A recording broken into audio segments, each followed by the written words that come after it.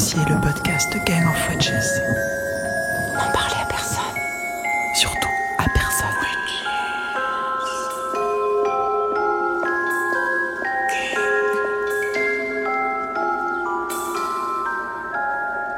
Un podcast produit par Gang of Witches Et animé par Valérie Mito et Wendy Delors.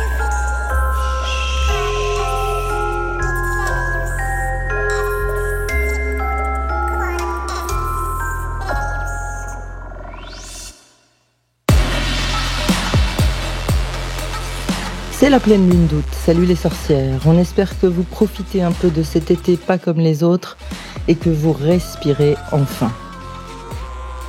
Aujourd'hui, on plonge dans les écritures futuristes, érotiques et sexuelles d'une autrice et d'un auteur de Lyon.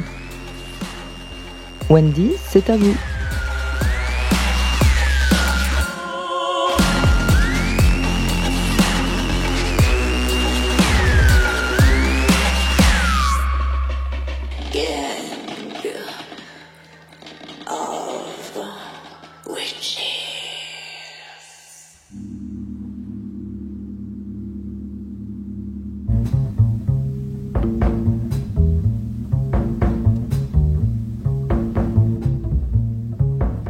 Nous sommes aujourd'hui à Vaux-en-Velin, à Ground Zero, lieu autogéré qui existe depuis 15 ans, qui accueille des concerts, des soirées, des artistes de tout poil, musiciens, musiciennes, couturiers, couturières, artisans, artisanes, et aussi de la micro-édition et de la sérigraphie.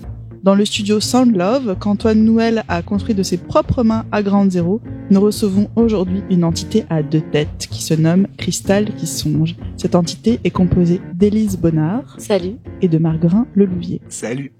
Élise Bonnard, peux-tu nous dire qui tu es ? Je suis autrice, performeuse, créatrice sonore et en parallèle, depuis 10 ans, enseignante de français langue étrangère. Marguerin, qui es-tu ? Je suis poète, performeur, PD. C'est déjà pas mal. C'est quoi comme boulot, PD, ça? Ça gagne. Non mais c'est un travail de conversion politique. C'est un travail de longue haleine. Il faut que tu trouves un titre pour cette mission de conversion. En fait, oui, tu pourrais dire P pour politique et D pour... Déflagration. Politique de déshétérosexualisation du monde. Déshétérosexualisation. C'est pas facile à dire, mais ouais, c'est pas mal. Déshétérosexualisation. Alors, qu'est-ce que Cristal qui songe ? Cristal qui songe, c'est un livre de Theodore Sturgeon. C'est un livre de science-fiction.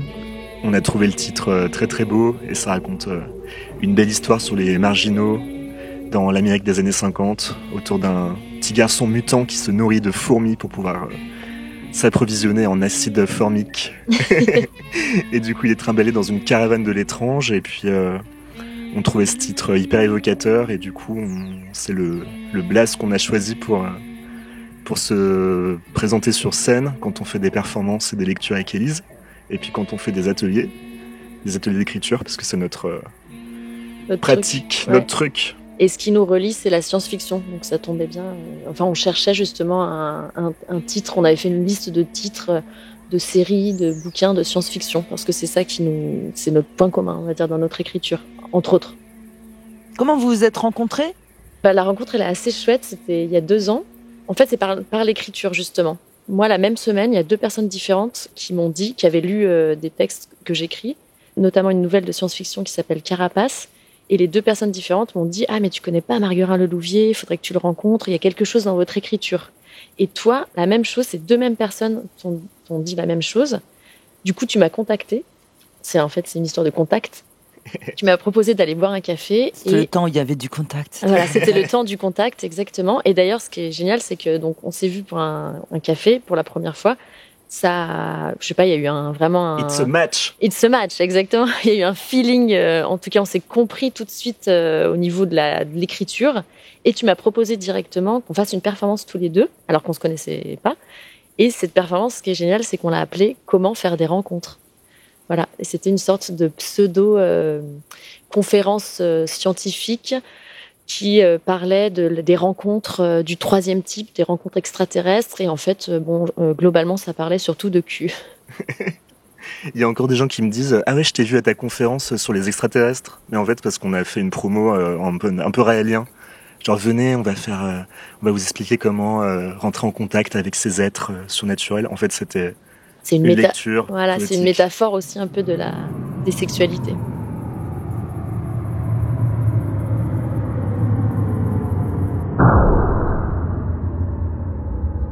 Moi, je voudrais quand même dire un truc, c'est que j'ai rencontré Élise et Marguerin sur scène, pas en même temps, mais qu'il y avait dans vos textes effectivement quelque chose qui résonnait, comme des thématiques ou une approche des sexualités qui se complétaient. Et j'ai eu la chance de participer à un de vos ateliers d'écriture qui s'appelle La planète qui salive. Et j'aimerais que vous racontiez à nos auditoristes le dispositif de cet atelier, La planète qui salive, et pourquoi ça s'appelle La planète qui salive. Bon, on aime bien les titres, c'est vraiment un truc qui... On aime bien chercher les titres, des titres un peu accrocheurs quand même. On voulait faire un atelier de science-fiction, de anticipation érotique. L'idée, c'était d'atterrir sur une planète, d'imaginer une nouvelle planète, des nouvelles entités, etc. Et finalement, tous les exercices qu'on a proposés, on s'est rendu compte qu'en fait, ce qui était plus important, c'était le chemin pour aller vers cette planète. C'est-à-dire que le premier atelier qu'on a fait, par exemple, on n'a jamais eu le temps d'aller jusqu'à cette planète, puisque avant, il y avait tous les exercices de imaginer un huis clos dans une navette, quel équipage on emmène, comment ce chemin vers cette planète se fait, pourquoi on y va aussi. Et finalement, c'était peut-être ça le plus important, c'est ce chemin plutôt que cette destination vers une planète inconnue. C'est un peu le moment où on a commencé à intégrer des éléments un peu jeu de rôle dans les ateliers. Où le dispositif il est hyper immersif en fait, on accueille vraiment les participants, genre vous êtes dans une navette spatiale et vous allez devoir créer un personnage, donc tout ce truc là très un peu Donjons et Dragons quoi au fait en finale. Et puis il y a tout ce passage d'écriture qui prend vachement de temps où on construit à quelle espèce appartient son personnage, est-ce que c'est un cyborg, est-ce que c'est une intelligence artificielle. Et les personnages aussi, ils sont créés en collectif. C'est-à-dire, c'est pas une personne qui crée son personnage, c'est tout le monde qui amène des éléments pour créer des personnages. Donc, tu te retrouves avec un personnage qui comporte des éléments que tu n'as pas choisis. C'est une technique aussi qu'on a trouvé intéressante pour élargir un peu les horizons et pas rester dans tes clichés un peu de personnages. Et la particularité de cet atelier d'écriture auquel j'ai participé, La planète qui salive, c'est que n'importe quelle participante ou participant peut se retrouver à écrire du point de vue d'un personnage qui n'est pas de son genre. Par exemple, tu peux être, comme moi, une femme cisgenre qui se retrouve à écrire du point de vue d'une entité masculine androïde dans une situation de rencontre sexuelle avec une autre entité qui peut être extraterrestre ou humaine et du genre opposé à celui auquel tu es attiré dans la vraie vie. Et ce que je trouve intéressant, c'est qu'au final, dans l'atelier, on se retrouve à s'adresser les uns les unes aux autres des textes de désir et de sexualité qui déconstruisent en fait nos identités genrées, mais vous l'annoncez pas à l'avance. Alors, est-ce que c'est voulu, ça ? Ouais, d'une certaine façon. Je me sentirais pas à ma place de proposer un atelier d'écriture sur le genre ou les sexualités. Moi, je préfère parler, par exemple, d'érotisme. Je trouve que c'est plus troublant ou plus mystérieux. Et surtout, c'est plus large. Je pense qu'il y a moins de clichés, en fait. L'érotisme, ça peut être 1000 trucs différents. On fait en sorte que les participants et les participantes se draguent à travers leur perso. On aime bien les rencontres, c'est un peu du coup, ouais, c'est ça. Et qu'ils engagent en fait une discussion sur c'est quoi leur rapport aussi au désir, etc. Avec ce truc-là de sortir de soi et d'emprunter des formes différentes. Donc après, c'est pas un truc qu'on a pré-programmé en se disant on va faire un atelier d'écriture queer, parce que c'est pas vraiment c'est notre démarche. Mais en fait, par le biais de la science-fiction, la SF, c'est un genre qui est quand même queer ou qui permet justement d'imaginer des systèmes de reproduction différents, des organes, des zones érogènes différentes. Enfin. Ouais, exactement. Et écrire sur les extraterrestres, les aliens, etc. En fait, c'est écrire sur l'autre, c'est écrire sur l'altérité. Et en fait, imaginer une entité extrêmement différente de nous, ça veut dire forcément se questionner sur qu'est-ce qui fait notre identité. À titre d'exemple, moi je me suis retrouvée dans votre atelier, j'étais la capitaine et j'avais une scène de sexe avec une entité qui était un poumon géant. Et donc j'ai imaginé que l'air qui rentre et qui sort des poumons, c'est comme le va-et-vient du coït, de l'acte sexuel. Yes. En tout cas, vous posez des contraintes aux participants. Oui, ça c'est un peu la base de l'atelier. Et ça, donc, c'est dans le but de déclencher quelque chose, dans le but que les participants aux ateliers se déplacent. Comment vous avez pensé ça ?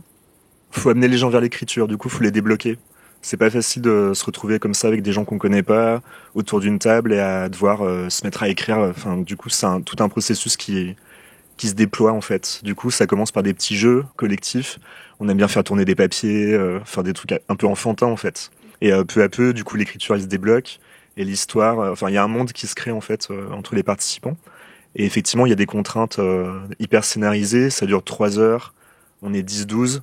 Et du coup, tout est imaginé pour que, comme ça, il y a un moment. Enfin, moi, j'aime bien penser l'atelier d'écriture comme une œuvre au même titre qu'une performance, en fait. Du coup, c'est pas un cours d'écriture. On n'est pas là pour apprendre. Vous filmez les... Non, c'est vrai, c'est pas enregistré. Non, c'est pas enregistré. Mais c'est un moment, c'est un espace-temps, en fait, qui est prédéfini par des règles qu'on gère nous, quoi. C'est pour ça que le jeu de rôle, moi, je kiffe aussi pas mal. Ouais, puis c'est aussi quelque chose qu'on défend tous les deux. Je pense l'écriture, pour nous, c'est joyeux. C'est quelque chose qui doit être joyeux. On doit s'amuser. Moi, j'adore ressortir des ateliers d'écriture et d'avoir ri pendant 3 heures. Je trouve que moi, l'écriture, pour moi, c'est ça. C'est quelque chose qui est salutaire, qui permet de dédramatiser, qui est libérateur aussi. Et bon, il y a des gens qui voient l'écriture comme quelque chose de douloureux. Pourquoi pas ? Mais par exemple, je trouve qu'en collectif, ça doit pas être douloureux. Enfin, moi, c'est pas ce que je défends en tout cas.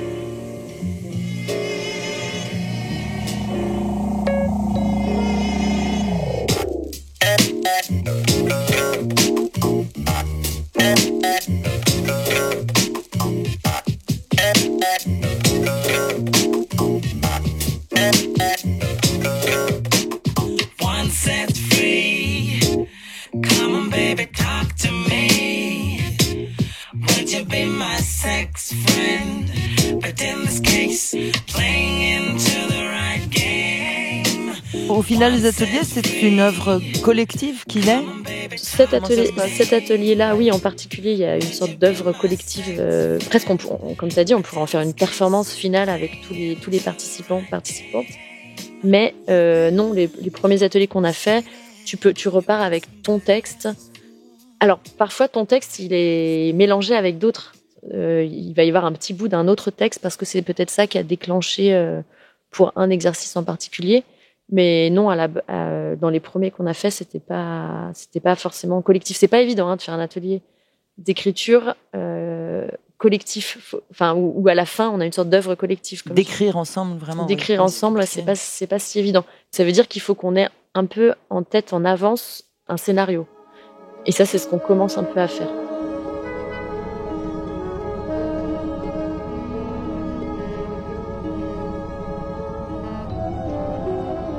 Élise, j'aimerais que tu nous parles de ton rapport à l'écriture. Comment l'écriture est arrivée dans ta vie ? Comment ça l'a structurée ? Comme j'ai dit, c'est un rapport joyeux plutôt. J'écris depuis longtemps dans des carnets. C'était vraiment pour moi une pratique quotidienne, on va dire. Et j'ai commencé à vouloir partager ces textes. Une année où j'ai habité à l'étranger, j'habitais à Montréal. Et je pense que du coup, je me sentais peut-être plus libre quand tu voyages, quand t'es pas chez toi. Ça a une sorte de liberté dans ta tête. Et donc, avec l'aide de quelqu'un, j'ai mis en page des carnets de poésie que j'ai commencé à vendre dans des librairies. Et ça a marché. Enfin, ça a marché. Les gens, en tout cas, j'ai eu des bons retours. Donc, ça m'a donné envie de continuer à partager mon écriture. Et c'est vraiment de l'auto-édition. J'ai jamais été publiée, à part dans des magazines. Et j'aime bien aussi ce rapport-là où, en fait, je me sens complètement libre. C'était un loisir pour moi, c'est-à-dire que j'ai un autre métier à côté qui me permet de vivre. Et l'écriture, pour moi, ça a toujours été plutôt un loisir, une liberté. Maintenant, j'aimerais bien en faire mon activité, on va dire, principale. Mais ça va se faire petit à petit, je pense.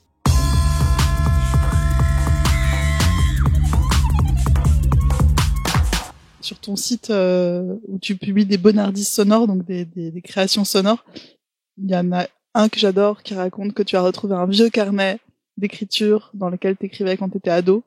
Et c'est hyper chouette. Tu fais comme un voyage dans le temps, tu retrouves ton toi adolescente. Oui, c'était une création sonore que j'ai faite dans le cadre des émissions féministes Lilith, Martine et les autres. Donc j'ai fait de la radio. J'ai commencé la radio par cette émission-là. C'est une émission collective. Et le thème de cette émission-là, c'était la solitude. Et on s'était donné comme contrainte d'enregistrer le son de notre solitude. Et donc, moi, j'ai choisi comme son le stylo sur le papier, puisque pour moi, l'écriture, c'est vrai, à la base, est quelque chose de très solitaire. Et après, petit à petit, j'ai eu envie de la partager, alors notamment par les carnets, les fanzines, en auto-édition, mais aussi en création sonore, le travail de la voix, les performances, et aujourd'hui, les ateliers d'écriture. Et toi, Marguerin, ton rapport à l'écriture, où est-ce que ça naît ? J'ai toujours écrit, mais après il y a eu un moment où j'ai fait lire, et là du coup c'est encore un truc différent, où je me suis mis à lire, faire des lectures publiques. Après j'ai toujours eu plein de blogs, des petits bouts de papier, plein de carnets, et il y a un moment où j'ai structuré, organisé tout ça, et que j'ai commencé à m'auto-éditer quoi, avec Élodie Petit, avec qui on a fait les éditions Douteuses. C'est nous deux, on fait des fanzines quoi dans notre chambre avec notre imprimante Canon. Faut pas être cité de marque. Mais du coup, il y a eu ce moment où j'ai commencé à lire en fait, faire des lectures, ça a été important. Et en fait, l'écriture, il y a eu un switch. On m'a fait lire Guillaume Dustan en fait, qui est un auteur PD. J'ai lu ça il y a 12-13 ans, et en fait, il invite ses lecteurs à mettre en texte leur sexualité, quoi. Et moi, ça a été un gros flash d'être invité comme ça, en fait, à décrire la réalité crue de mes interactions sexuelles et de ma vie, quoi, tout simplement. D'ailleurs, c'est notre deuxième point commun. On a commencé tous les deux à écrire sur le thème des sexualités. Quand j'y repense, je me dis que c'est un peu osé. Le premier truc qu'on partage aux autres, c'est parler du truc le plus intime qui puisse nous arriver. Même si c'est de la fiction et qu'on a des personnages, on utilise quand même les émotions de la sexualité. Enfin, on se met un peu à nu, quoi. Donc avec la sensation que quelque chose manquait vraiment dans ce champ. Ouais. Oui, complètement, ouais. Ouais. Il y a un manque dans la représentation de... Même si là, il y a une profusion il y a de plus en plus de mecs gays, de lesbiennes qui vont décrire, qui vont raconter des choses qu'on n'a pas l'habitude de lire, quoi, des choses vraiment effrayantes, inquiétantes, belles. Enfin, il y a un registre qui s'est grave étendu en fait dans le domaine de la représentation de la sexualité. Mais moi, j'avais envie de raconter des choses un peu secrètes, un peu qui se disent pas entre des mecs qui sont pas forcément gays, dans des lieux qui sont pas forcément dédiés au sexe, enfin vraiment dans les périphéries, dans les interstices, des trucs comme ça cachés quoi. Donc la démarche elle est forcément politique en fait à un moment. Ouais. Et moi encore plus basiquement, j'avais l'impression que la femme désirante, je l'avais pas lu dans la littérature, ou pas assez en tout cas par rapport à tous les points de vue masculins qu'on a dans la littérature. Et d'ailleurs, c'est aussi par des lectures, tu as cité Guillaume Dustan, mais c'est aussi par effectivement le fait de commencer à lire des femmes qui, moi, m'a vraiment donné envie d'écrire. Où je me suis dit, mais en fait, c'est possible. Parce que pendant 20 ans de ma vie, j'ai lu que des hommes, parce qu'à l'école, c'est ce qu'on nous propose. Et voilà, dans les librairies, ils sont sur le devant de la scène. Et quand j'ai commencé à me dire, mais en fait, il y a plein de femmes qui écrivent, et c'était vraiment un choix de me dire, ok, pendant 20 ans, j'ai lu des hommes, maintenant, pendant 20 ans, je vais lire que des femmes. De respirer un autre air, comme Exactement. dit Delphine Seyrig dans ce magnifique documentaire Delphine et Carole les Insoumises, où elle dit qu'à partir du moment où elle a tu dis souvent, Wendy, chaussé les lunettes du sexisme, elle dit, à partir du moment où j'ai compris la logique féministe, j'ai eu l'impression que je le respirais. C'est-à-dire que voilà, ça devenait vraiment son filtre essentiel pour tout le reste de sa vie, quoi. Ouais. Exactement. Du coup, c'est qui les auteurs que tu as lus à ce moment-là, de Bascule ? Alors, c'est un peu classique. Je pense qu'il y a pas mal de meufs qui ont été, on va dire, touchées par les mêmes autrices, mais c'est Colette, Annie Ernaux, deux Lyonnaises aussi, qui sont hyper importantes, et pourtant on entend peut-être moins parler. C'est Fabienne Zviatli et Brigitte Giraud, qui ont des écritures un peu à la Annie Ernaux, c'est-à-dire a priori assez simples. Elles utilisent le présent. C'est des phrases assez courtes, mais moi, ça m'a percuté. Je me suis dit, c'est des écritures que j'ai trouvées accessibles et qui m'ont, moi, vraiment donné envie d'écrire. Et peut-être j'en citerai une autre qui m'a bouleversée aussi, je pense un peu comme toi, Guillaume Dustan, c'est Nelly Arcan. C'est une Québécoise, justement, que j'ai lue quand j'étais à Montréal. Putain. Et voilà, putain, folle. Son écriture m'a bouleversée. C'est la première fois que je lisais quelque chose comme ça, même au niveau de la forme. Par exemple, d'écrire tout un chapitre, une phrase sans ponctuation, enfin des choses où je sais pas, j'avais encore jamais lu quelque chose comme ça, quoi. Oui, puis les titres même de tes livres, Putain et Folle. C'est... Ouais. Voilà. Et puis elle a une vie, sa vie est tragique et extraordinaire, et ça a donné. C'est peut-être aussi le fait qu'elle ait une vie tragique qui m'a touchée.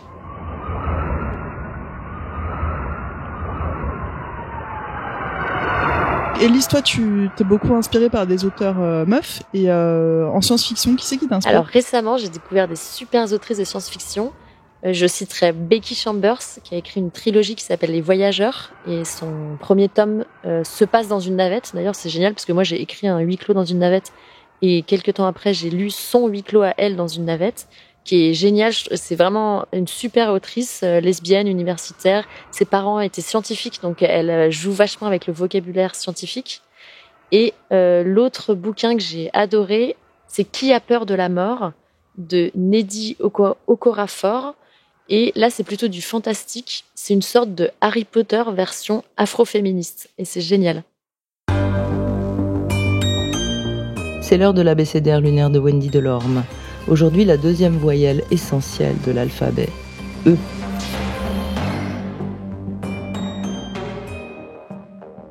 E comme écrire. Il paraît que l'odeur, ce sont des molécules. Respirer le parfum d'un corps, d'une chevelure, c'est l'avaler un peu. Goûter une personne, ingérer les infimes particules de son être. Il paraît que porter un embryon en soi procède à des échanges de cellules, que celles de l'embryon deviennent cellules souches dans le corps qui le porte, et des années plus tard y sont encore présentes, et même multipliées. Mon corps est donc la somme des deux corps qui m'ont faite, du corps que j'ai porté, des corps que j'ai aimés. Les peaux que j'ai léchées, mordues et embrassées font donc partie de moi, même des années après que l'on se soit quitté. Je suis aussi la somme des corps dont j'ai goûté l'odeur sans le vouloir. Dans le bus, au travail, dans la rue, chaque fois que mes narines ont frémi d'écœurement, j'absorbais malgré moi des particules des autres. Mais celles de mes sœurs vivent encore en moi, celles que j'ai embrassées, avec qui j'ai dormi, partagé des repas, et qui y ont laissé des cellules de leur peau, salive, sueur, cheveux, poils, rognures d'ongles, larmes aussi parfois. Mon corps ne s'arrête pas aux limites de la peau.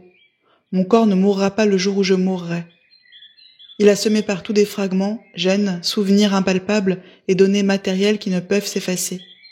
La seule chose qui meurt vraiment est la conscience. Et c'est pourquoi j'écris, souvent dans ce cahier, pour conjurer le sort de disparaître un jour, sans avoir laissé trace de l'histoire qui m'habite, de celle de mes sœurs. Le langage est matière malgré qu'il n'est pas palpable comme la chair, car il prend de la place sur une page, dans l'espace qui résonne des mots que l'on a prononcés. Même si les mots n'ont pas d'enveloppe charnelle, de cellules qui migrent d'un organisme à un autre et pas de placenta, qu'ils ne transmettent pas de maladies génétiques, ne marchent pas tout seuls, ils peuvent naître et mourir si on ne les emploie pas, parce qu'ils sont vecteurs, code dans lequel transmettre un état de notre âme, ce que ressent un être. Des milliers de valises de toutes formes possibles et des arrangements infiniment variables, combinatoires multiples. Le langage est aussi manière peu salissante de se reproduire, d'assurer la survie d'un peuple, d'une espèce. Pas d'accouchement sanglant, d'actes sexuels suants, de mélange de salive, sperme et sécrétion. Le langage est le pacte premier qui nous lie, notre contrat social. Le langage pourtant est fait de mots qui tuent, qui nous emmurent aussi. Comme le disait Monique Wittig, les mots nous empoisonnent la glotte, la langue, le palais, les lèvres, nous forcent à projeter nos êtres dans des formes qui épousent rarement toutes les fluctuations de nos états internes. Et on se fait violence dès qu'on ouvre la bouche ou qu'on nous interpelle. Ça commence très tôt. À moi, dès la naissance, on a dit « c'est une fille, elle fera des enfants ». Le pacte du territoire sur lequel j'ai grandi ne voyait de raison à l'existence d'une femme pas plus qu'à celle d'un vase. Il faut un contenant. Posé sur une table ou bien sur ses deux jambes, les deux sont récipients. Mais j'ai voulu soustraire le contenu du vase, le concocter moi-même. À 20 ans, j'ai rompu le pacte national en mélangeant ma sueur, ma salive, l'empreinte de mes doigts, les cellules de ma peau, mes ongles, mes cheveux, à ceux d'une autre femme. Et je n'ai eu de cesse ensuite de chercher un autre monde possible, un territoire annexe, un peuple qui n'aurait pas de père et pas d'heure à laquelle se coucher. J'ai fui, en suivant une amante après l'autre, des bribes d'elle restant ancrées dans ma mémoire. Je les porte à jamais, comme des cellules souches d'un enfant que j'aurais fait.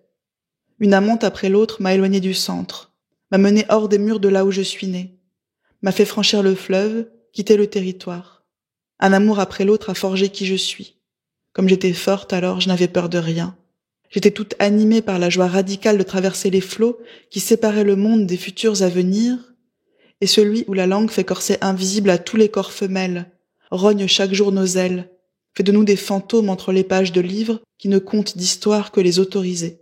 J'ai quitté la rive droite et sa langue rectiligne, un cahier dans ma poche, voici plus de 20 ans. Je ne savais pas encore qu'il existe des livres dont on ne parlait pas, des livres qui racontent l'histoire de mes sœurs, de toutes les évadées. Et j'ai écrit chaque jour comme acte nécessaire. Car écrire, c'est aussi traduire l'expérience de nos corps en ce monde, quand les chairs sont muettes, que la conscience n'est plus. Remanier le langage, réinventer les mots, les rendre caressants, les faire se reproduire, et puis donner naissance à d'autres mondes possibles. Et l'histoire nous survit, pourvu qu'elle soit écrite, pourvu qu'on puisse la lire.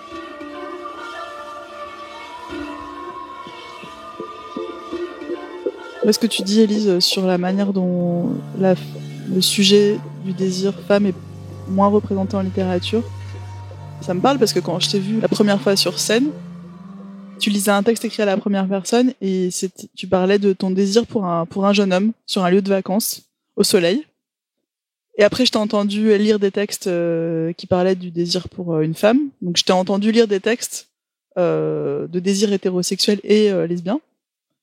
Et en fait, dans les deux cas, j'ai adoré parce qu'il y avait un point de vue complètement assumé, quoi. C'était dans ta scène d'hétérosexualité, j'ai trouvé ça hyper puissant. Enfin, il y avait de la joie, il y avait un côté presque, j'aime pas le mot prédateur, mais il y avait un côté, voilà, je désire cette personne, je l'exprime, j'en parle sans tabou, et c'est rare ça en fait.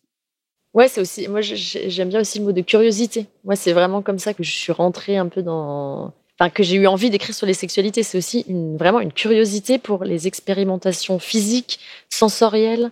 Et c'est aussi une autre chose, je pense, qui nous relie, c'est on aime décrire des sensations. Ouais, moi, c'est le noyau de mon écriture, c'est ça, quoi. Décrire une sensation à un moment précis. Et d'ailleurs, les premiers trucs que j'ai écrits, c'est des poèmes. Donc c'est court et c'est quelle image émerge d'une sensation. Et après, j'ai commencé plutôt à me dire, ok, il y a cette sensation qui a été décrite, et autour de cette sensation, quelle relation, quelle histoire. Et maintenant, je commence à écrire de la fiction. C'est comme si mon champ, il s'était élargi.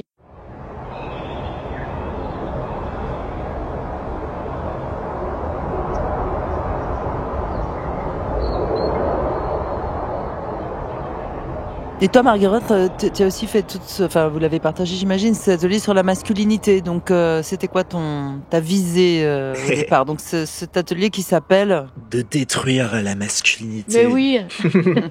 C'est les ateliers Nos armes à deux balles. Et là, c'est une proposition d'un copain qui s'appelle Lucas Autin, qui est poète et musicien, qui m'a proposé qu'on fasse une tournée de lecture poétique, donc comme font les groupes de musique, quoi. Donc partir en tournée avec des lectures. Et moi, je commence à m'incruster de plus en plus dans des scènes musicales. En fait, on m'invitait à faire une lecture entre deux groupes de punk ou d'électro. Du coup, je trouvais ça trop bien qu'il y ait une place pour la poésie sur des scènes musicales, dans le milieu alternatif, avec un public et tout, qui t'applaudit comme si t'étais une star. Alors que tu fais de la poésie, mais c'est vrai que c'est cool. Et du coup, je trouvais ça trop chouette de faire une tournée. Et lui, il voulait qu'on fasse des lectures sur le thème de la masculinité, de la virilité, dans une perspective de déconstruction, de critique, mais aussi d'en révéler un peu les côtés, je sais pas, complexes, fragiles, j'en sais rien, marginaux. Et du coup, je lui ai dit, on n'a qu'à faire sur notre route des ateliers, on fait écrire les gens, et ensuite on les invite à lire leurs textes avec nous. Du coup, on a imaginé pareil un scénario d'atelier de 3 heures pour un groupe mixte de 10 personnes. Et on a essayé de pousser comme ça les mecs, surtout les mecs en fait, à l'introspection et à l'autocritique, pour les confronter vraiment je sais pas, la culpabilité, enfin à leur place quoi, à leur place vis-à-vis des meufs, à leur place dans les rapports de domination et tout.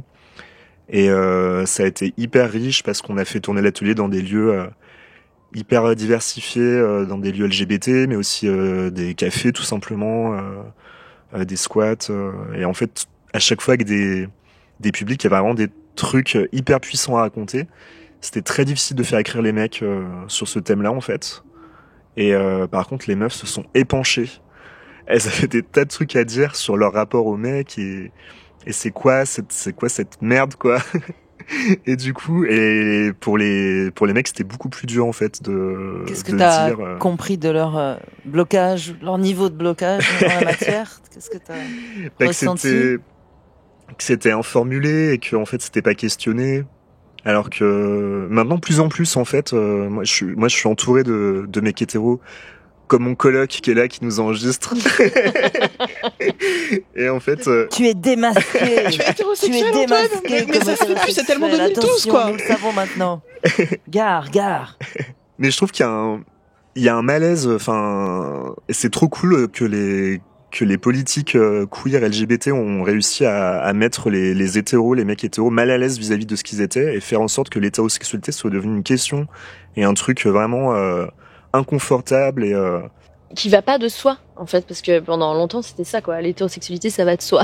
Alors que là, c'est un peu... Enfin, il y a un petit renversement progressif. Bon, comme dit Gilles Deleuze, quelque chose qui va de soi, c'est déjà quelque chose de suspect, hein, Exactement. dans le principe, mais... Enfin, c'est quand même toujours majoritairement le cas. La présomption Claire. d'hétérosexualité, elle pèse dans tout le temps, presque. Donc l'hétérosexualité, on pourrait dire, ça pourrait être mieux, quoi. Hein? Et donc, attends, Marguerite, tu disais je suis entourée de mecs hétéros, et après on t'a pas laissé continuer. Bah, je trouve que maintenant ils ont plein de trucs à dire sur même tout ce qu'ils ont pu rencontrer comme difficulté au collège, dans leur apprentissage de ce que c'est qu'être un garçon et tout. Après, c'est pas vraiment vers ça qu'on voulait les orienter dans l'atelier parce qu'on voulait éviter justement un apitoiement. On voulait pas que les mecs profitent de l'atelier d'un atelier d'écriture sur les masculinités pour s'apitoyer et dire oh là là, c'est pas trop ma faute, difficile d'être c'est un dur. garçon. Oui, Ouais. je vois. Ouais, parce que là, on peut vite glisser du côté du masculinisme, parce que j'ai longtemps exploré la question du masculinisme du point de vue de la recherche. Donc j'ai fait une analyse de l'argumentation de brochures, de sites web et de blogs masculinistes, qui ne se nomment jamais comme ça, parce qu'ils se disent soit hoministes, soit défenseurs de la cause des hommes, soit pour la vraie égalité homme-femme. Enfin, c'est moi qui appelle ça masculinisme, mais c'est pas du tout un terme qui est revendiqué, évidemment, parce qu'il est négativement connoté.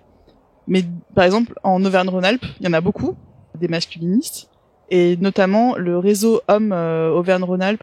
Et j'avais vu une brochure, et ça, le début de la brochure, en fait, m'a vraiment interloqué.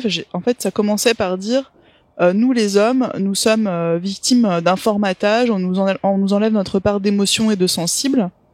Et ça, en tant que féministe, je suis vraiment d'accord. En tant que féministe, mère de 2 jeunes garçons qui sont encore enfants et dont je vois la part d'émotion et de sensibilité et dont je sais que quand on t'élève pour être un homme, l'école, la famille, toutes les institutions patriarcales, en fait, vont te raboter, t'amputer de partie de ta sensibilité.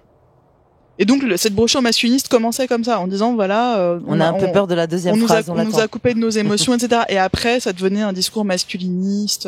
Donc cette première phase, en fait, d'introspection, qui peut devenir de l'apitoiement et qui peut mener vers une sorte de rejet du féminin en disant maintenant les femmes ont pris le pouvoir. Tu vois, c'est un peu ça le problème. Du coup, comment vous évitez ce glissement dangereux un peu du point de vue idéologique, je veux dire? Je crois pas que ça a été toujours réussi du coup. Dans l'atelier, mais du coup ça s'est fait dans la confrontation des points de vue avec les participantes meufs, parce qu'en fait on voulait pas que l'atelier soit en non-mixité mec, d'une part parce qu'il y a rien de plus angoissant que se retrouver entre mecs, c'est horrible, enfin moi ça m'angoisse en tout cas, et du coup comme tu disais en fait on sait que des mecs qui se retrouvent entre eux pour parler de ce sujet-là, il y a forcément un truc qui va dériver vers le ressentiment misogyne, enfin en tout cas. Et du coup, on a, en confrontant les points de vue des meufs, des mecs, des PD, des gouines, on a pu en fait, comme ça, créer un espèce de dialogue, enfin de lieu de réflexion autour de ces questions-là. Donc je pense que c'est à travers la confrontation des points de vue qu'on a réussi à désamorcer ce truc, cette pente glissante mascu, quoi. Après, Il y a un auteur que j'adore qui est Léo Bersani, et en fait qui parle de la passivité. Enfin, il a tout un discours autour de la passivité. Et moi, c'est une valeur, en fait, le fait d'être passif, le fait de lâcher prise, de s'abandonner, d'abandonner ses forces, de se mettre en retrait, de s'allonger, quoi. Je trouve qu'il y a un truc hyper puissant, et c'est vers ça que j'aimerais amener les mecs. C'est vraiment un truc, une politique de la passivité, trouver en fait un espèce de joie ou de plaisir à abandonner le pouvoir phallique, en fait, un truc comme ça. C'est exactement ça, c'est renverser aussi les rôles. Moi, ce qui m'a manqué, c'était justement des femmes actives, enfin des femmes qui avaient le désir actif. Et tout ce que je voyais, c'était plutôt le cliché de la femme passive. Donc c'est assez cool aussi de pouvoir renverser ça. Et par rapport à ce que tu as dit sur le fait que souvent, effectivement, les hommes, ils sont un peu, je sais pas comment tu as dit, rabotés de leurs émotions. Moi, en fait, ce qui m'a plu aussi dans ton écriture, Marguerin, c'est justement une tendresse que j'avais jamais, je pense que j'avais pas encore lu chez d'autres auteurs. C'est-à-dire que quand tu parles de cul, il y a quand même, c'est assez cru, hein, c'est direct. Tu vas pas par quatre chemins, mais il y a toujours une tendresse. Et ça, en fait, je trouve ça super chouette aussi que des hommes puissent assumer leur tendresse.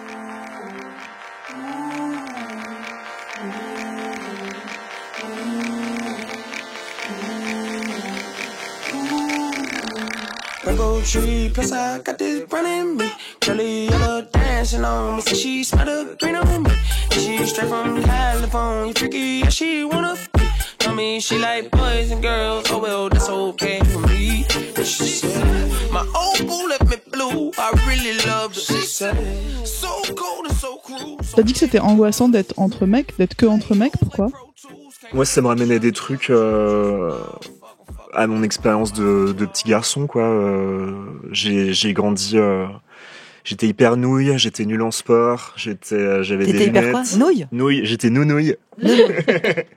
J'étais grave empoté. Enfin, en fait, j'étais tout ça avant d'être gay, tu vois. J'étais pas un petit garçon, quoi. J'étais très jolie, j'avais les cheveux longs, j'étais une jolie petite poupée, quoi. Et du coup, j'ai vachement subi la violence et la brutalité des garçons depuis tout petit. Et du coup, c'est vrai que les lieux de non-mixité masculine qui peuvent être typiquement les contextes sportifs, ça m'a toujours ultra angoissé quand j'étais gamin. Et même, je trouve ça terrifiant ce que les moments de non-mixité entre mecs peuvent générer comme conversation sur les meufs. Enfin, c'est des lieux pour moi qui sont pas sains, quoi. Voilà, j'aime pas les mecs entre eux. Je trouve ça dangereux, quoi. C'est toi qui cites à un moment donné une phrase de Marguerite Duras, la vie matérielle sur les hommes, hein, c'est ça? J'adore ce passage ouais, moi aussi. Où elle dit qu'en fait il y a deux hommes, il y a l'homme numéro 2 qui essaye de faire des efforts pour tenir le contrat de relation avec sa femme et les obligations qui vont avec, dont le sexe, mais qu'en fait fondamentalement l'homme numéro 1, ce qu'il aime, c'est être avec les autres hommes. Voilà, c'est là qu'en fait il se sent absolument au bon endroit, c'est avec les hommes. Voilà. Ouais, il y a un bouquin qui est sorti cette année d'une universitaire qui étudie les pick-up artistes, et le titre c'est séduire les femmes pour se séduire entre hommes. Et je trouve que il y a un truc, ce titre il est parfait, quoi. Ça dit tout, c'est que en fait l'hétérosexualité masculine elle est basée sur une homosocialité tellement forte de drague entre mecs, quoi, où les femmes elles servent de paroi, de faire valoir, elles font tampon entre cet amour-là entre mecs qui est débordant et qui structure en fait le patriarcat, quoi. Et à l'inverse de toi, j'ai découvert le féminisme justement dans des milieux non mixtes. Et pour moi, c'était la révélation d'être que avec des femmes lesbiennes, transgenres. Ça, c'était génial aussi. Et encore aujourd'hui, il y a plein de gens qui comprennent pas la non-mixité. La nécessité de passer par là, en tout cas, pour moi, ça m'a donné beaucoup de force. Ouais. Et souvent, on avait à se justifier, là, dans cette émission de radio, on n'était que des meufs. Et souvent, on disait, mais pourquoi vous êtes que des meufs? Pourquoi on ne pourrait pas venir, etc. Alors que toutes les autres émissions de radio, il n'y a que des mecs, mais ça va de soi. Et eux, ils n'ont pas à se justifier. Et c'est même pas dit, c'est même pas dit, c'est en non-mixité. C'est juste que c'est comme ça. Nous, on est obligés de l'affirmer et de le défendre pour pouvoir être que entre meufs. Alors moi, j'ai une proposition de scénario de science-fiction, mais on peut-être on n'est pas loin. Ce serait une société où déjà s'organise entre hommes le fait de pouvoir enfanter, donc l'utérus artificiel qui est quasiment au point. Je pense que dans nos sociétés, quand on dit quasiment au point, ça veut dire que dans différents endroits, dans des laboratoires privés, c'est déjà fait, ça fonctionne, ça existe. Et d'un monde où en fait les hommes ils aiment tellement être entre eux que progressivement ils évincent les femmes, sauf à la nécessité de l'ovule pour pouvoir faire un enfant, mais après avec un utérus artificiel, ils peuvent vivre complètement entre eux, quoi. Vous voulez même ma fiction? Ta dystopie. Ma dystopie atroce. Il y a un bouquin que j'adore, c'est La machine à explorer le temps de H.G. Wells. Qui est parfait parce qu'en fait, du coup, ce mec qui se retrouve propulsé 300 000 ans ou même 3 millions d'années dans le futur, en fait, les rapports sociaux se sont biologisés. Il y a la classe ouvrière qui s'est transformée en espèce de créature souterraine et la classe bourgeoise qui s'est transformée en espèce de bétail, en fait, aérien, efféminé. Enfin, c'est très bizarre. En fait, les rapports sociaux ont tellement modelé la biologie les rapports sociaux se sont naturalisés. Et en fait, c'était hyper intelligent d'avoir imaginé ça. Les rapports sociaux précèdent le biologique et du coup que le genre précède le sexe. C'était hyper fin d'avoir... Et peut façonner éventuellement la biologie. Ça.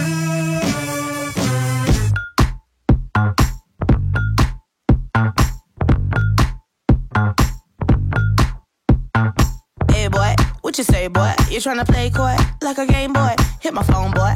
Is your homeboy? Are you alone, boy? Come get me dome, boy. Got a boy with degrees, a boy in the streets, a boy on his knees, he a man in the sheets. Sheesh, it's all Greek to me. Got this boy speaking Spanish. Ay, papi. Baby, I don't need you. I just wanna freak you. I heard you a freak too. What's 2 plus 2?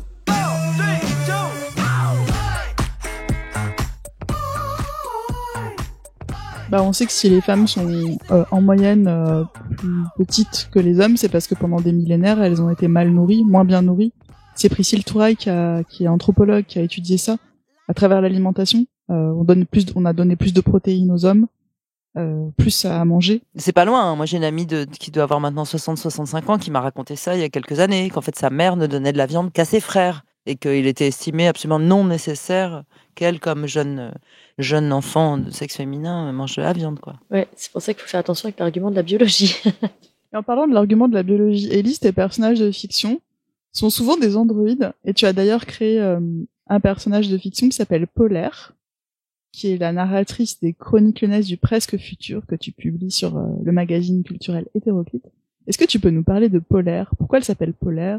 Qui c'est Polaire? Alors Polaire, elle a pris vie l'été dernier sur papier, parce que j'ai commencé à écrire des chroniques avec ce personnage principal, donc qui habite à Lyon, qui est une androïde non genrée, qui se balade et qui observe les pratiques humaines, notamment les pratiques sexuelles, qui s'en étonne, qui est surprise, qui est fascinée un peu par ces humains. C'est un peu Candide version 2.0. Et oui, c'est un prétexte en fait pour questionner les pratiques humaines. C'est juste que ce personnage ne fait pas partie des humains, donc il a un regard extérieur. Et pourquoi je suis fascinée par les androïdes? C'est vrai qu'en fait, c'était pas la première fois que cette figure venait dans mes textes. J'avais la nouvelle dont j'ai parlé, Carapace.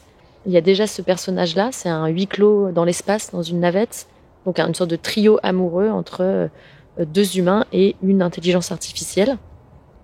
C'est un peu l'idée de la cyborg à la Donna Haraway. Pour moi, je trouve c'est génial cette figure de littérature parce que ça va questionner le naturel et l'artificiel et ça va questionner les nouvelles technologies. Et en fait, l'humain a déjà pris le tournant de la technologie. Ça y est, les technologies, elles sont là, elles sont partout. Donc maintenant, qu'est-ce qu'on en fait? Et moi, je suis plutôt pour essayer de rendre sexy ces technologies, essayer d'érotiser la machine.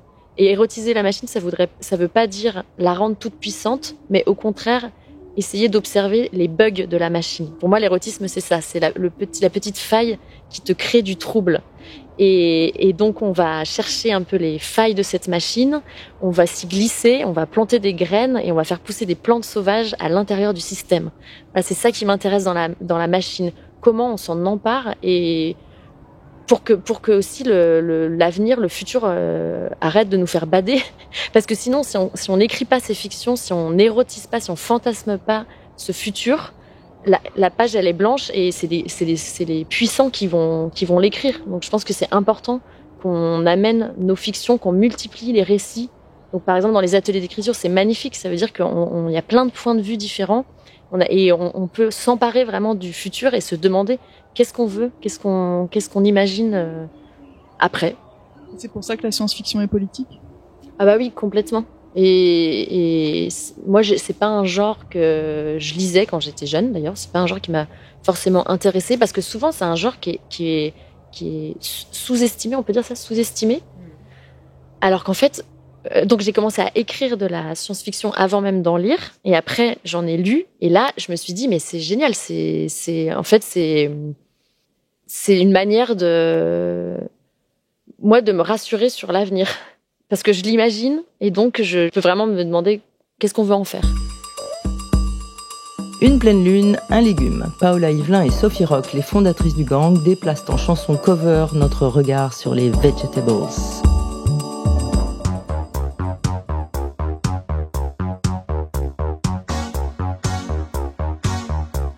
Avant de te rencontrer, j'étais empoisonnée par les aliments transformés et les légumes radioactifs ou greenwashés au tarif dissuasif.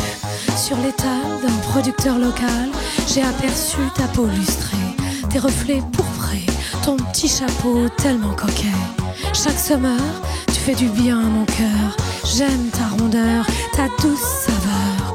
T'es drainante et détoxifiante. J'aime te cuisiner, tu m'enchantes. Ta chair fondante dans ma bouche, je suis crotte de ton baba ganouche.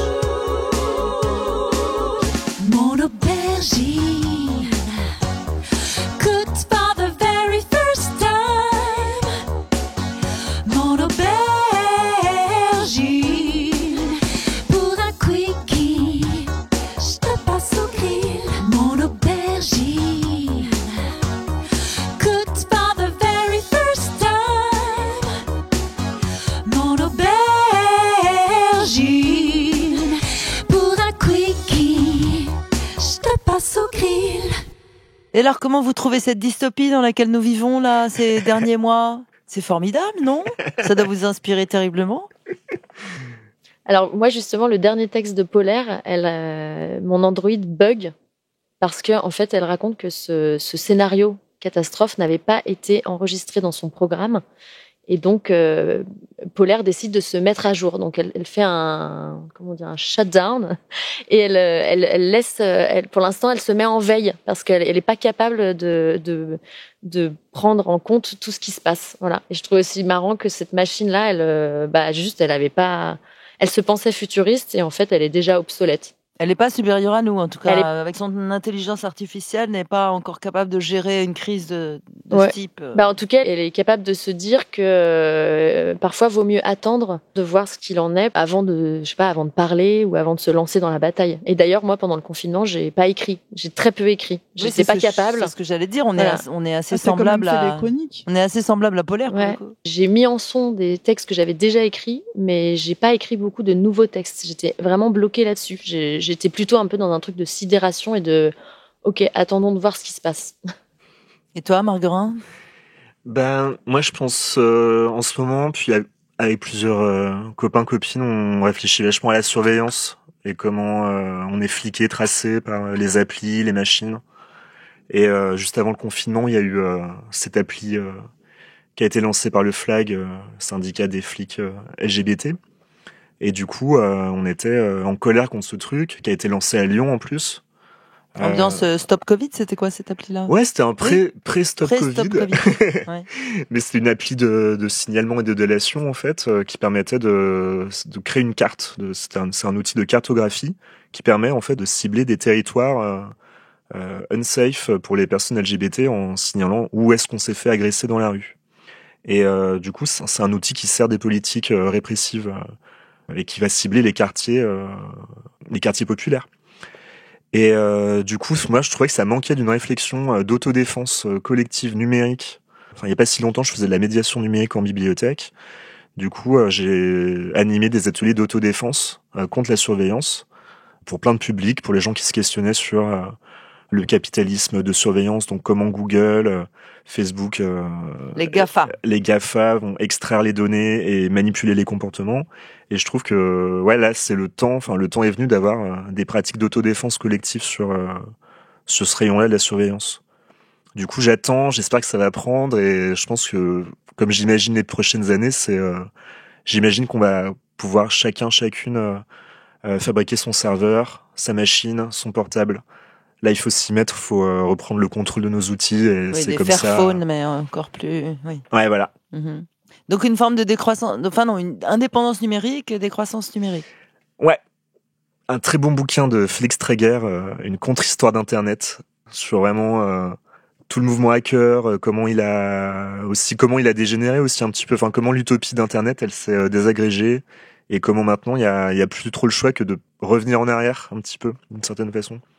Ou de ralentir la machine, il dit. Il faut ralentir la machine. Oui, la machine, elle est en marche, mais maintenant, comment on la ralentit, ou comment on fait dévier son chemin folle. Aussi, un petit peu. Ouais. Comment on lui met des petits cailloux sur le chemin pour... What's the problem? I think you know what the problem is just as well as I do. What are you talking about, Hal? This mission is too important for me to allow you to jeopardize it. I don't know what you're talking about, Hal. I know that you and Frank were planning to disconnect me. And I'm afraid that's something I cannot allow to happen. Pourquoi Polaire s'appelle Polaire? Parce que c'est une androïde, donc a priori assez froide d'apparence. Et aussi parce qu'elle a pris vie pendant un été où il faisait très chaud, et je pense que j'avais juste besoin de me rafraîchir les circuits, et que je lisais Ursula Le Guin, La main gauche de la nuit, qui se passe sur un glacier magnifique de skieurs en randonnée, sur une planète glaciaire. Et voilà. T'as un personnage sur scène qui est ouf aussi, avec un costume de scientifique, un espèce d'imperméable transparent, des lunettes, un peu comme cette meuf dans Starship Troopers qui dissèque les insectes, ça fait trop penser à ça. Rousse, avec les lunettes comme ça. Et rouge à lèvres bleu. Et Polaire, c'était aussi une comédienne de musical qui était dans l'entourage de Colette. Voilà, c'est ça. Auteur qui t'a inspiré, Colette. Exactement, c'est ça. Qui était connue pour avoir une taille extrêmement fine. J'aimais bien ce détail. I'm that bitch. Yeah. Been that bitch, still that bitch. Will forever be that bitch.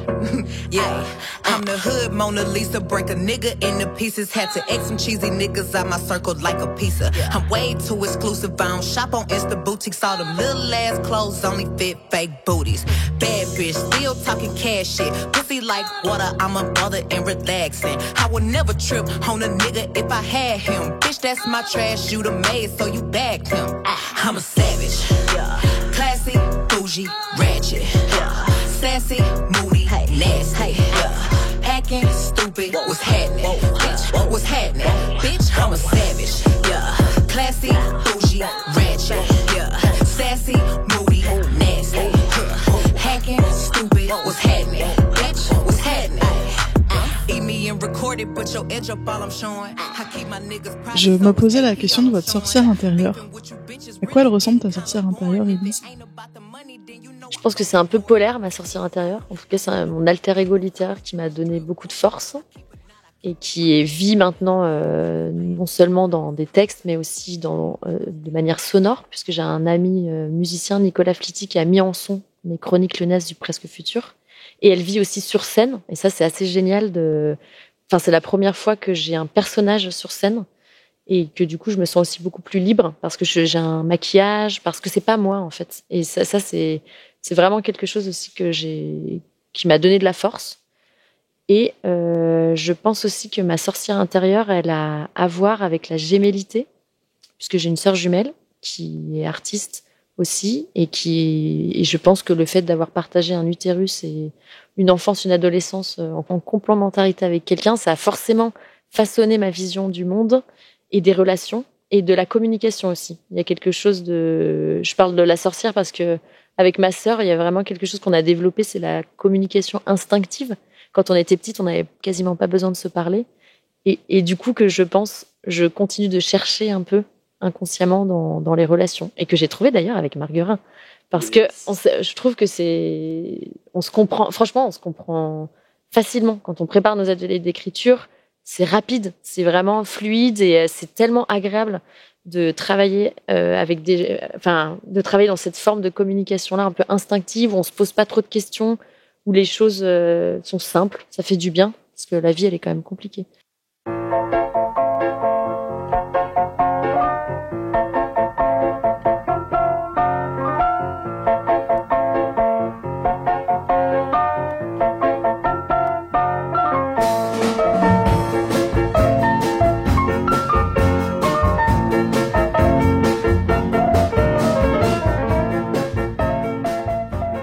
Ta sorcière intérieure, Marguerin? Quand j'étais petit, je voulais trop être une sorcière. C'était un truc obsessionnel, quoi. Parce que les autres petits garçons, ils jouaient au commissariat. C'était horrible. Et du coup, moi, je mettais un bâton entre mes jambes et je faisais... je volais sur un balai, quoi. C'était trop mon truc. Tu mettais un bâton entre tes jambes, mais pour faire la pour sorcière faire le balai, qui vole. Oui, voilà. Alors, je mettais un balai. La sorcière vengeresse. C'est quoi cette histoire de bâton? C'est trop chelou. Le balai dans le mais du coup, j'ai une part mystique qui est hyper refoulée et qui ressort vachement dans mes textes aussi, quoi. Ah bah oui, à fond. Et c'est vrai que j'aime bien, je suis très branché ésotérisme, et moi pareil comme Élise, j'ai grandi avec plein de bouquins, mais parce que j'allais à la médiathèque quand j'étais tout petit, et en fait je me ruais sur le rayon astrologie, quoi. C'était trop mon kiff quand j'étais enfant, en fait. Et du coup, ouais, maintenant ça s'exprime comme ça, comme un monde hyper symbolique, avec des animaux. Les fées, les elfes, les trolls, tout ça. Les formules magiques, les protocoles magiques, un peu. Ouais, les incantations. Les potions. Ouais. T'as toujours un problème avec les flics, parce que quand t'étais petit, les petits garçons jouaient au commissariat et ça t'angoissait. Et aujourd'hui, t'es très engagé contre la surveillance numérique. Je vois passer plein de publications sur les réseaux sociaux où tu parles des violences policières. Non, mais là, on est en train de vivre un truc de dingue. Enfin, cette révolte collective contre la police. Enfin, on est à 2 doigts de l'abolition de la police. Moi, je l'espère, quoi. Et en fait, c'est vrai que parce que c'est aussi l'autorité fasciste, virile, masculiniste, raciste. Enfin, c'est vraiment la police, c'est ça, c'est pas autre chose. Et du coup, que les gens puissent enfin dire la police, elle est raciste, c'est trop bien de pouvoir l'exprimer. Et parce que c'est le cas, elle a pas d'autre fonction, en fait. La police, elle a pas d'autre fonction de raison d'être que de maintenir les dominations racistes, du coup, que ça s'exprime comme ça et que les gens puissent dire tout le monde déteste la police et all cops are bastards, c'est juste, ça dit ce que c'est, quoi. C'est la réalité dans laquelle on vit, quoi. Yeah! Mais tu penses vraiment qu'on va vers une abolition de la police? Enfin, les images des manifs à Paris, elles étaient géniales. Pour Adama Traoré? Oui, se soulève, ces manifs spontanés à Paris, incroyables. Mais c'est génial qu'il y ait eu 20 000 personnes dans une période où il est juste après le confinement, absolument interdit de se rassembler. C'est bon signe. Oui, c'est d'autant plus fort. Ouais, mais moi je suis plus pessimiste que toi. Hein. Enfin... Non, mais bien sûr, j'y crois pas. Mais on doit tendre vers ça. Et au moins comme t'as dit, que ce soit dit, que les langues elles se délient aussi, qu'on se sente un peu plus légitime quand on le dit. En fait, juste ça. Enfin, c'est pour ça que l'écriture, c'est ce qu'on aime. C'est aussi, d'abord, ça passe par la parole. Et après, petit à petit, par les mentalités et par les actes. Et maintenant, chères auditrices, chers auditeurs, le coup de gueule de Mytho. Oh, c'est un cri de chaton, là, Valérie. Je sais pas crier. Coronapocalypse, crie la presse américaine. Souhaitons que cette gestion de crise méprisante fasse dégager le grand blond à houppette, Donald Trompette. Trump, en anglais, ça veut d'abord dire « à tout ». Mais après son passage, on peut se demander si le dictionnaire américain va pas devoir réviser la définition. À tous les étages de la pensée, le virus avec lequel nous vivons depuis plus de 4 mois nous met les points sur les i.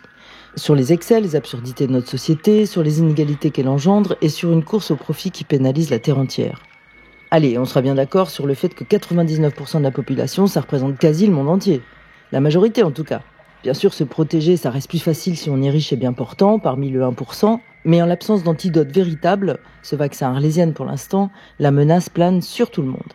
Ce que révèle la crise Covid, c'est qu'il y a de nombreux systèmes nauséabonds et surtout des systèmes de domination qu'on aimerait voir dégager pour de bon.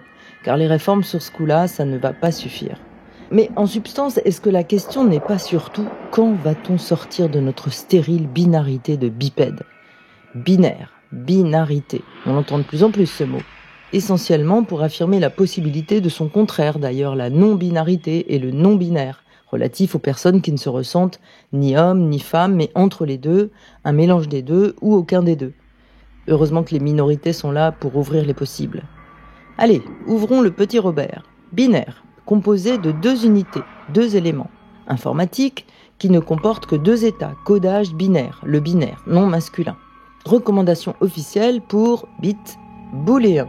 Didactique, relatif à l'algèbre de Boole, variable booléenne qui ne peut prendre que 2 valeurs distinctes. On aura compris. Musique, rythme, mesure binaire.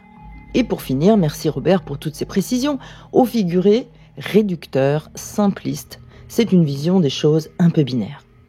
Bon, sortie de son usage musical, non discutable, la musique patouche, et puis Ebony and Ivory live in perfect harmony. Pour le reste, que peut-on faire? Où peut-on aller avec une équation aussi basique?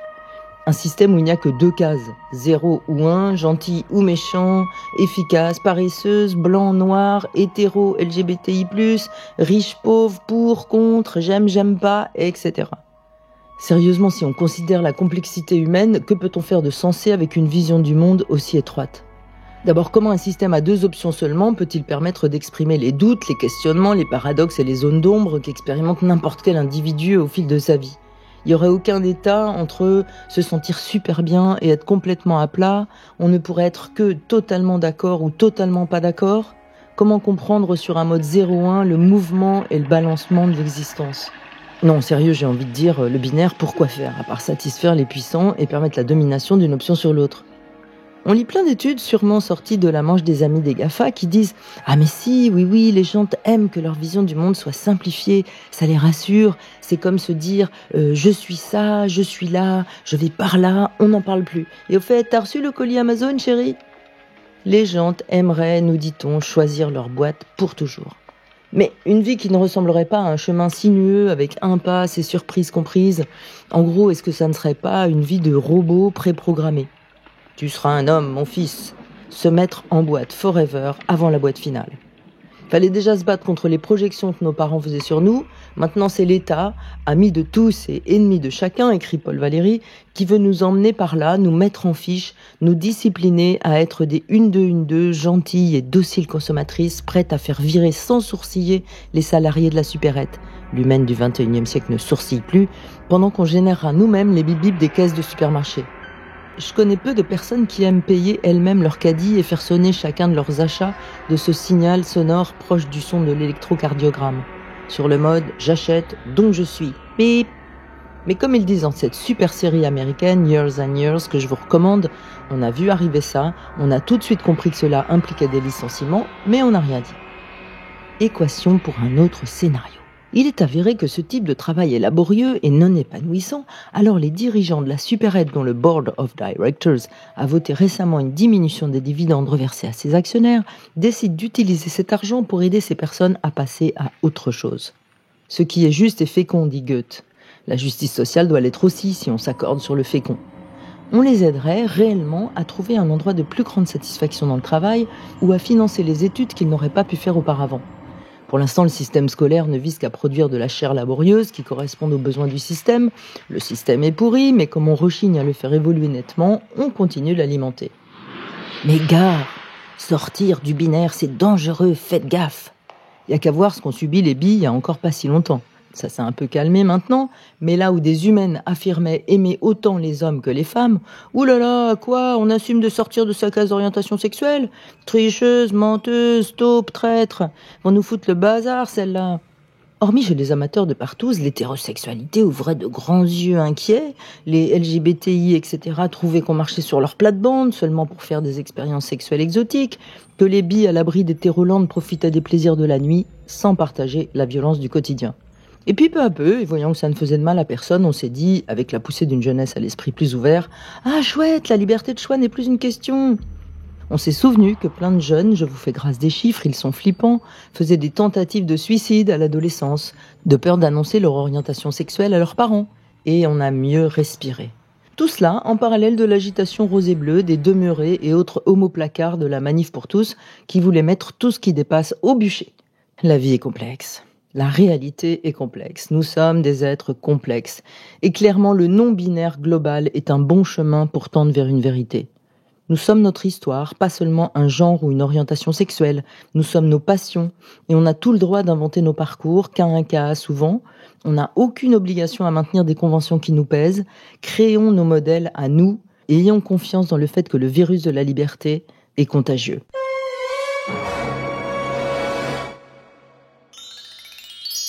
Pour la rubrique boîte à outils du podcast Gang of Witches, je ne saurais que trop vous recommander de participer à un atelier d'écriture d'Élise et Marguerin, soit à l'atelier La Planète qui salive, soit à n'importe quel autre atelier que vous animez, parce que je trouve qu'il y a concrètement des outils dans vos ateliers qui règlent le protocole de vos ateliers. Ça fait qu'à posteriori, on se questionne sur plein de trucs, sur son identité sexuelle, sur son rapport au pouvoir, sur son rapport au temps, sur son rapport à la surveillance, sur son rapport à la peur. On a fait aussi un atelier écriture horrifique. Et justement, c'était ça. Vous avez peur de quoi? Ouais, on a fait écrire aux gens sur un tout petit bout de papier, noter de quoi avez-vous peur, quoi. Ouais. Et c'est le truc, on leur a dit, ça, vous ne le lirez à personne, vous le gardez pour vous. Et du coup, après, petit à petit dans l'atelier, chacun devait piocher une peur, puis une autre. Et il a décortiqué pour en faire des petites fictions, un peu comme dans les Simpsons, l'épisode spécial d'Halloween. Je sais pas si vous voyez, c'est un petit triptyque avec 3 petites histoires, et du coup on a essayé de faire comme ça des écritures horrifiques sur la peur. Il y avait la peur des flics justement, la peur du fascisme, la peur d'être abandonné, la peur d'être parent. Voilà, ouais. Il y a un mec qui... La peur des gros chiens. Ouais. Alors en complément de cette interview d'Élise et Marguerin, nous avons la chance de pouvoir diffuser une création sonore disponible en même temps que ce podcast. Alors, qu'est-ce que c'est que cette création sonore? Vous pouvez nous en parler? Elle s'appelle D'une espèce à une autre. On a écrit cette pièce à 3, donc Marguerin, moi et Candice, en mélangeant un peu ce qu'on fait d'habitude sur scène, c'est-à-dire qu'on prend des bouts de texte et on essaie de les mélanger pour faire une créature sonore. L'univers qu'on a choisi, c'est donc des trappeurs, des hommes qui sont réunis dans une cabane et qui se font plaisir. Et moi, j'ai amené le côté un peu science-fiction, archive. C'est quelque chose que j'aime beaucoup aussi, donc comme si c'était une sorte d'archive oubliée, retrouvée. Et après, j'ai essayé de mettre en miroir un récit de femmes. Les femmes entre elles, qu'est-ce qu'elles font, comment elles se font plaisir. Et alors j'ai une question dans ce texte qu'on va entendre, cette création sonore qu'on joint au podcast. Il y a une phrase cette phrase c'est il faut beaucoup aimer les hommes. Ouais. Tu peux nous expliquer la référence de cette phrase? C'est Marguerite Duras qui dit ça dans La vie matérielle. Elle dit il faut aimer les hommes très fort, sinon on peut pas les aimer. Et je trouve que ça concentre toutes mes questions en ce moment sur les questions que se posent plein de mecs gays qui sont en fait dans des démarches un peu pro-féministes ou alliées ou etc. C'est en fait comment on aime les hommes si men are trash, et du coup comment il faut quand même les aimer fort si on veut les changer, les transformer ou tout simplement être avec eux. Enfin, du coup le sens de cette phrase c'est ça, c'est on n'a pas le choix que de les aimer très fort si on veut les aimer. Et comment on fait pour aimer les hommes quand ils sont aussi et sous-entendu il faut beaucoup aimer les hommes pour pouvoir les supporter. Ouais, c'est un peu ça. Donc c'est pas l'injonction à aimer les hommes, c'est au contraire de dire en fait courage. Moi c'est comme ça que je comprends cette phrase. C'est comme ça que tu comprends cette phrase de Marguerite Duras. Et comment on va transformer les hommes alors? Quelles sont vos pistes? En les déshétérosexualisant. Il faut sortir. J'adore le festival qu'il y a eu à Paris sur comment sortir de l'hétérosexualité, qui était un festival féministe destiné aux meufs.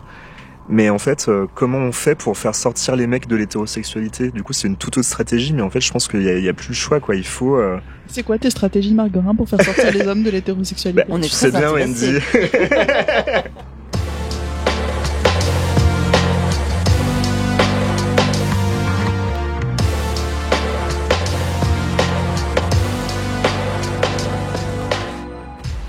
c'est hyper cool d'être ici à Ground Zero quand même parce que à Lyon, pour ceux qui connaissent pas Lyon, c'est un lieu qui est hyper important pour la contre-culture, les formes d'art alternatifs et qui a permis l'autogestion, enfin qui a permis à plein de gens en fait de se rencontrer. Et en fait, si nous on peut faire maintenant de la musique, si on peut faire de la performance, si on trouve des gens qui nous qui nous éditent et qui font de l'impression réseau, c'est parce qu'en fait il y a tout ce lieu-là, il y a cette culture, cette contre-culture à Lyon qui est hyper puissante, qui est hyper riche. Et du coup, c'est hyper cool de faire cet enregistrement à Ground Zero parce que c'est des lieux précieux et qui malheureusement avec la crise, enfin il y a plein de lieux, plein de bars LGBT anarchistes qui vont prendre cher quoi. Du coup, c'est important de les soutenir. Et en fait, c'est grâce à des lieux comme ça que la création elle peut continuer d'être impertinente, nouvelle. Enfin, du coup, c'est trop bien qu'on soit là quoi. Merci à Antoine de nous avoir accueillis. Merci Antoine, ouais. Est-ce que je peux dire, on va sortir une anthologie poétique avec Elodie Petit, que tu connais Wendy parce que vous faites le collectif RERQ ensemble. Et on va bientôt sortir une anthologie aux éditions Rotolux Press et on est trop contents. Donc, on pourra lire tous les poèmes, quasiment 10 ans de poésie, les crier sur les bars et sur les salles diverses. Et on va refaire des ateliers à Lyon un peu clandestins, un peu dans la nature, un peu dans les parcs. Oui, cet été, on avait déjà fait ça l'année dernière, des sortes de lectures clandestines qui avaient bien marché. Et donc là, on va faire la saison 2, donc dans des lieux un peu secrets de Lyon. Merci Élisée Marguerin d'avoir partagé avec nous vos mots et ce qui vous anime dans l'écriture. Avec grand plaisir. Merci beaucoup à vous de nous avoir accueillis. C'est super de pouvoir parler de son travail et de ses passions.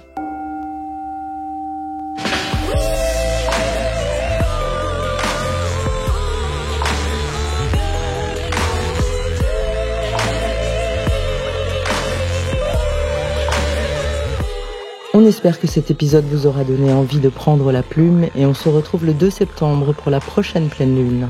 Prenez des forces pour cette rentrée et pensez à écouter d'une espèce à une autre la création sonore de nos invités. Salut les sorcières. I'm calling upon my witches everywhere, my witches everywhere. I'm calling upon my sisters everywhere, my brothers everywhere. The time has come to gather.